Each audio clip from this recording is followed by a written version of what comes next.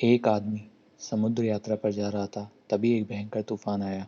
उसका जहाज तूफान में फंस गया, लेकिन वह आदमी उस भयंकर तूफान से बच गया और तैरते हुए एक निर्जन टापू पर पहुंच गया।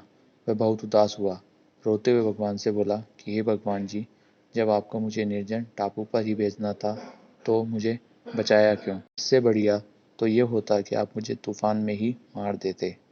धीरे धीरे वह आदमी अपने जीवन को बचाने के लिए संघर्ष करने लगा। उसने उस निर्जन टापू पर रहने के लिए बड़ी मेहनत से घास फूस की झोंपड़ी बनाई। वह सुबह शाम ईश्वर से प्रार्थना करने लगा कि हे भगवान जी, उसे बचा ले, और घर पहुंचा ले सकुशल। एक सुबह वह अपने लिए खाने का प्रबंध करने गया। खाना ढूंढने के बाद जब वह आया अपनी झोंपड़ी पर, तब उसने देखा कि उसकी झोंपड़ी में आग लग गई थी और केवल राख बची हुई थी और धुआं निकल रहा था। वह आदमी फिर उदास हो गया और रोता हुआ भगवान से बोला कि भगवान जी, आपने फिर मेरी झोंपड़ी जला दी।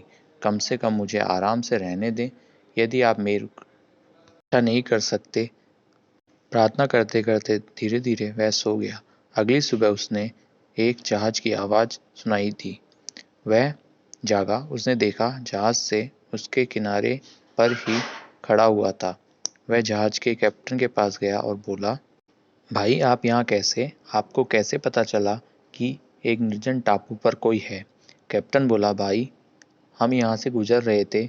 हमने तुम्हारे धुएं का सिग्नल देखा और हम यहाँ आए। इस कहानी का सार है कि ईश्वर सदा हमारे अच्छे के लिए ही काम करता है। उस ईश्वर को ही हमारे अच्छे का पता है। अतः हमें हार नहीं माननी चाहिए और प्रयत्न करते रहना चाहिए। ईश्वर जो करता है अच्छे के लिए ही करता है। ईश्वर पर विश्वास रखना चाहिए। यदि आप मेरे चैनल पर नए हैं तो चैनल को लाइक करें, सब्सक्राइब करें, बेल आइकन को दबाएं और शेयर करें। धन्यवाद।